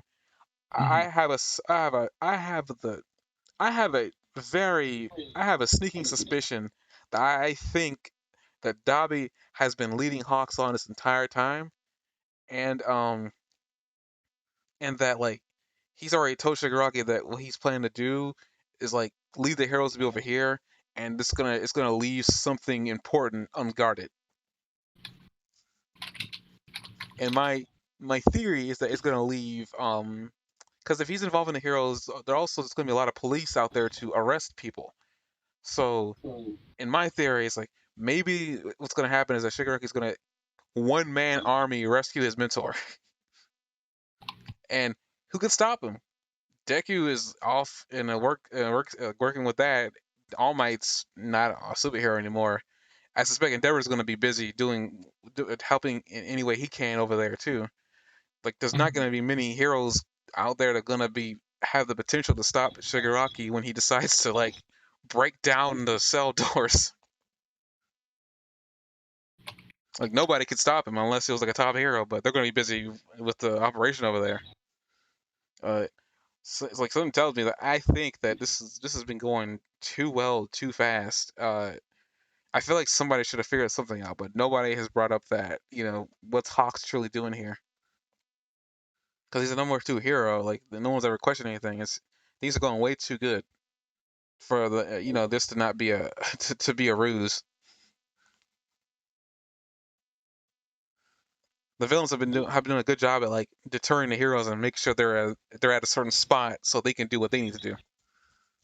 What will be different about this time? I don't know what would be different. If something's going on, like I really think it's like I feel like it's like the real goal here is to get their master out because it's been a good majority without him growing and learning to operate by themselves. Like the next thing would be to rescue all for one because all for one's been doing nothing, sitting on his behind the entire time, I smiling. feel like All for One doesn't need to do anything. Right now, he's deliberately because Shigaraki needs to be pushed to the limit. Like I deliberately think he's saying like this is it. Like just like the scientist guy was. Like he's saying like this he needs to be on his own right now to grow. You can't coddle and coach him. That was what he was criticizing All Might for doing. And now he's just like biding his time. He's probably immortal, so he's just hanging out there and being out of the scene so that he's not interfering with this guy's growth and he can reach his full potential. It makes perfect sense to me why he's not there, you know? No, I'm saying I feel like that like and the very worst. I mean, Shigaraki has been. I feel like Shigaraki has been trying to buy this time to figure out how to rescue his mentor, regardless of how All for One feels about like how like the approach of training your protege. Mm-hmm. Shigaraki is still is still in his own mind still a little kid. Because I mean, you make the comparison. He's like you make compared to a child. He is technically still a little kid in his own brain, in his own mind. Like Yeah. he's going to seek out he's going to do everything in his power to seek out a parental figure. Who's been that parental figure? All for One. All for One is in jail. He owes a great debt to the man. What? How can I repay this debt? How would I break him out of jail? And how would I do it by myself?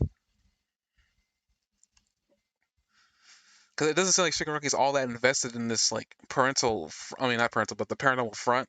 He's done it, and it seems like he's only done it because he wants to he wants to be able to be an effective leader and gain the trust of his friends, quote unquote, in this Liberation Army. He's already given them a role as being generals to command this front. It seems like to me Shigaraki is trying to stay, I guess, as far away as from commanding a large group of people as he can for right now. Mm-hmm. Because if he wasn't, he probably wouldn't have he probably wouldn't have just given all the power to his to his comrades. Maybe he would have given some of the power to them, but not all of it. To me, it seems like he's trying to do his best to do another plan in the background, and let them take over for the time being. Because he said he's gonna let them do what they want. Like that's not something like I guess somebody would say like willy nilly. I think I think it's a plan in his own brain that maybe they don't know about, and maybe he's going to execute it when he's finally out of the cocoon, whatever that plan is. I still think it's maybe It's trying to liberate his master, interesting. even if his He master doesn't hasn't need it. I think he's going to try liberating him anyway. he hasn't once mentioned the guy at all, like in a long time. It sounds like his pure interest is doing as much damage as possible, and he's kind of just sort of a trained weapon for All for One more than anything. That Like doesn't mean he's he's not just thinking about him. chaos that he's released upon the earth more than like I know through manipulation and warping. Like I don't know. But It I just don't doesn't think I seem. don't. I mean, I It don't think doesn't that means he scan that hasn't this thought guy about him. has like some noble like goal for him. I He don't think it's a seems noble goal. I just think that like based on what he's done and everything we've seen in his past, like he's been groomed to do this or that. Usually, if you groom a good weapon, usually that weapon comes back to you to fight for you. Like I like Shigaraki, as much as he's going up there to become the leader that All for One wants him to be. I'm pretty sure All for One still got things he needs to tell Shigaraki, and I'm pretty sure he hasn't told him the whole story. I think there's bits and pieces that he hasn't told him, and I don't know how Shigaraki's gonna get the information, because All Might ain't gonna tell him, and Deku doesn't know enough to even like accidentally let Shigaraki know what's going on in the past. Like there's no one else in that world that he can get the information from other than the person where it all started from.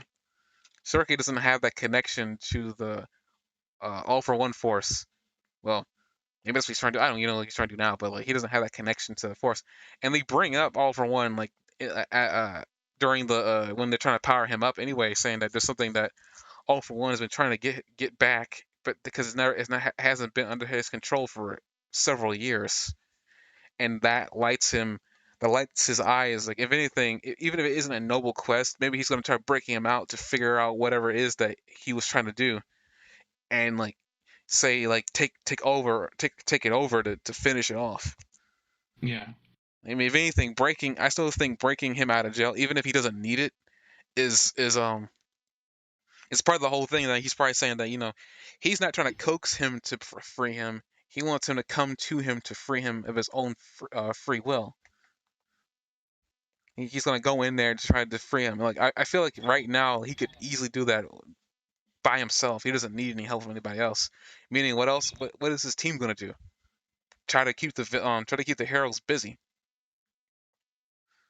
Right. Because like right now, like the heroes seem complacent enough to the point where it's like, well, no one's trying to break All for One out of jail. We're just gonna try to drill into him and see how much information we can get out, and we're gonna use the 401 hero to do so because they have a connection.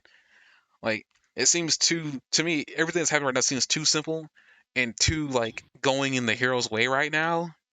To like, I mean, and all of it's not going the hero's way. I mean, just the villains have been powering up too and doing their own thing and setting up this big coup that's going to happen in the next season. But like to me, it's like okay, they got Hawks in there. They can't 100% trust them, can they? And it's like I don't even know.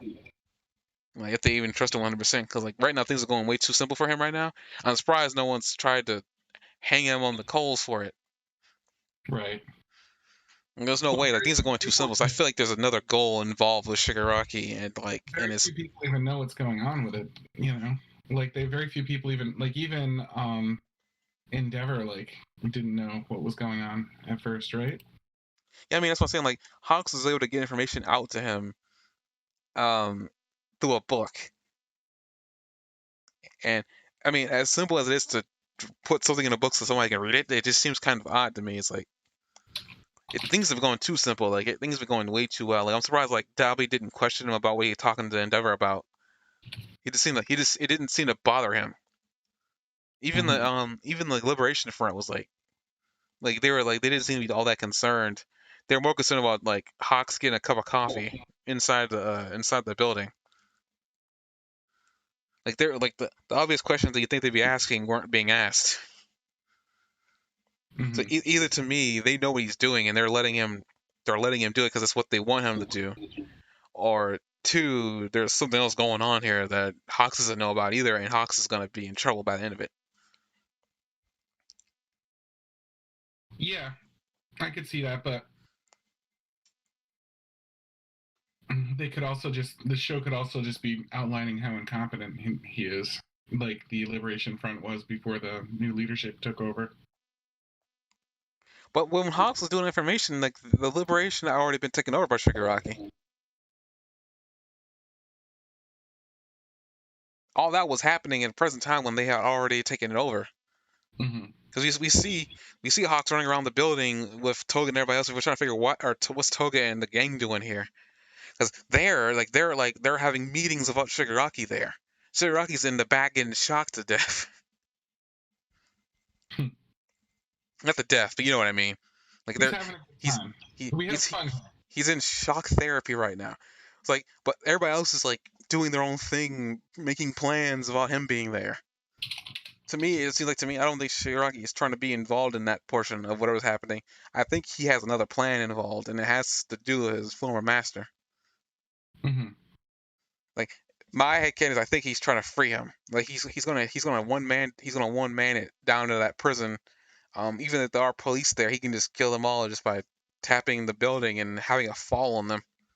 I think once he gets good enough to do that, it's going to be irrelevant that he can. I think once he does that, like he's going to be so powerful that there's just something he gets to. Like I think you could probably do that now.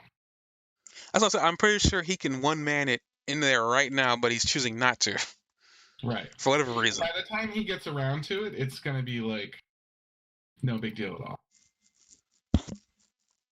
I'm saying, I feel like the ultimate like his one of his ultimate goals right now is to free his master. After that, I have no idea. All cards are off the table. He could probably like demolish an entire city because he's already done it once. He's already done that once. He's got like he's got earth shattering abilities now. Um, for like it's just ridiculous now how much powerful he's gotten from where he was to where he is now. There's a jump, and it all happened because he got his memories back. Like I guess that proves how powerful the mind is. Yeah, you had no. Did you have more questions, or was that it? Let me check my list. I had one other note. Oh, what is the? I'm sorry. Did you talk about Stain yet? Oh no, I didn't bring that up. I guess we could bring this up real quick. Is that because we don't know much about it, but we know that apparently All Might was supposed to talk to Stain. And now they're going to put off the conversation. It makes sense that All Might would do it because he's the one that Stain respects so much. But that seemed kind of interesting. I mean, there's these little like threads that they've got. They've got Eri starting training because something's going on with her horn where electricity's coming out of it, and she seems upset about that, but I don't know why. And then they have like this If you meeting go where they're gonna have. back, if you go back to the Chisaki incident, um, varying throughout the entirety of that arc, her horn was getting larger. It was very inconsistent because it seemed like some situations her horn would shrink, and other ones it'd be get longer. If you actually look at the scene where Deku is like holding on to Eri and her horn is like at its longest, uh, that her quirk was at her most powerful. For whatever reason, it seems like her quirk is coming out of that horn. I have no idea why it's coming out of that horn, but it seems like to me it's coming out of that horn. Oh, see, I just thought the horn was like starting to grow again because it shrunk after it was being used, and then it struck me like that it was Well, building back up again, and that it was regaining its power since it's a there's, stockpile quirk. there's probably there. I mean, like I said before, it's probably something to it. Like maybe she can only rewind things in short bursts, but if she doesn't rewind something for a while, it just starts like stockpiling in her horn, and it just becomes a lot painful for her. She's got to learn how to control that. I'm guessing. So she might be scared knowing that she's going to have to eventually how to figure out how to do this. And then they were like, well, let's go ahead and teach you how to use your quirk then and start your training because obviously we're going to need to get you to that point pretty soon. You know, because your horn it's still growing and it's not going to stop. But regardless of all that, it just seemed like sort of an interesting little plot twist that that they're throwing it in here almost like they had time to. You know what I mean? Like they're like, yeah, let's get around to that because we're not sure when we're going to do it otherwise, and we're trying to build up for something that's going to pay off later. I have expected there to be a time skip, like a significant time skip before he got back to Eri, like when she was like a teenager. I wouldn't say maybe wait until she's a young woman, but I feel like they would wait till she's a teenager, but maybe not. Who knows? I think they don't want you to forget that she's there. But so what did you think about the Stain thing? Like, what could they possibly be talking to Stain about? Unfortunately, talking to Stefan, I know because he accidentally got spoiled and he said it to me, so I'm not gonna tell you here. Um, but my initial thought was like maybe he's gonna talk to him to figure out like, what was going on in his brain. The most logical step is like maybe talk to him about him becoming a hero again. Mm-hmm. But like is Stain so far gone being an anti-hero that he would even listen to him? Or, as I said before, he does revere, even when he was doing anti-hero stuff, he was still revering All Might. He was Yeah, like, he All was the Might only is one that could kill the one to me. talk to. You know, he's the only one that could kill me. He's the only one that can take me down. He's the only one that can put me in jail. Uh, so like, I mean, whatever is happening, it seems like whatever they're gonna have a talk with Stain about. I mean, they had a talk at the end of at the end of the episode where Deku caught gentleman that Gentleman was going to be able to be a hero after he served time in jail. So it would make sense because like Gentleman is the other character that's kind of similar to Stain. They had failed hero ambition, Mm. and now they're going to get a chance to attain this ambition that they had for so many years in their I late don't feel like adulthood. Stain was a failed hero though. You feel like like he succeeded pretty well. He just got defeated.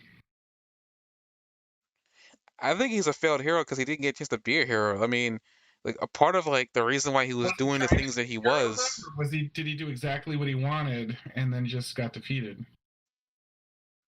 I don't know if I he think really he was even got what he exactly what wanted. I Because I mean, feel like he he wanted to was like expose the underbelly. He wanted to expose the darkness in the world. I mean, with the darkness in the hero world. I mean, yeah.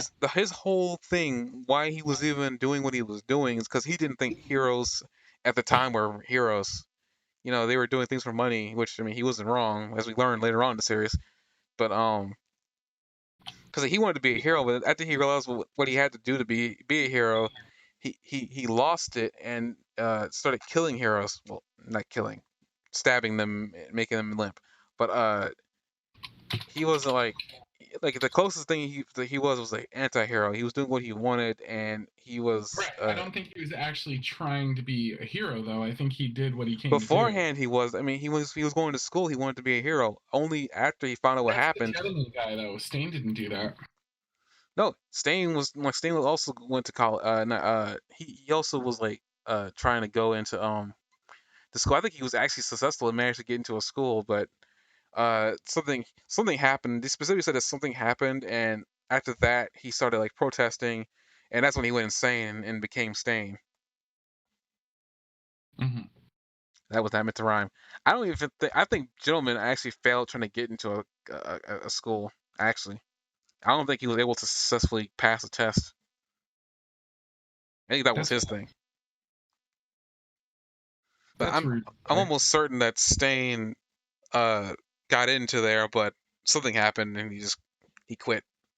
'Cause they bring up the fact that he was like there was a guy, and they equate him to Stain. It was Stain who was doing this. Who was protesting in front of the school. Nobody paid attention to him, and he just went crazy. Right.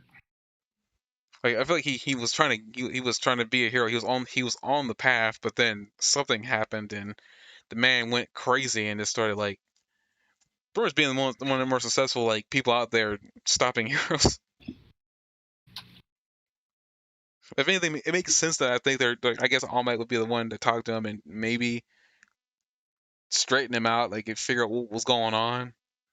Uh,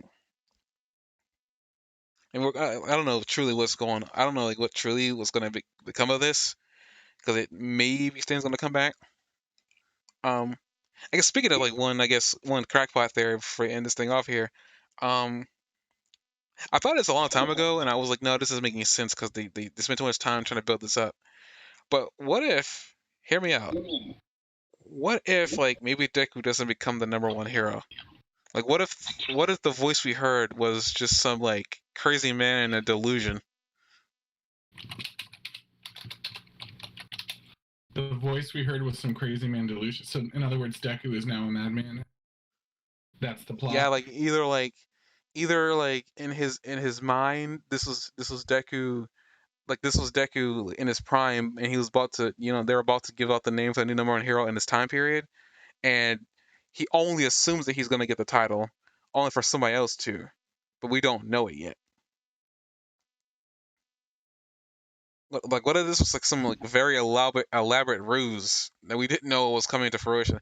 I mean, I honestly, listening to that, like, it doesn't make sense because how much time and effort they're putting into Deku as a character.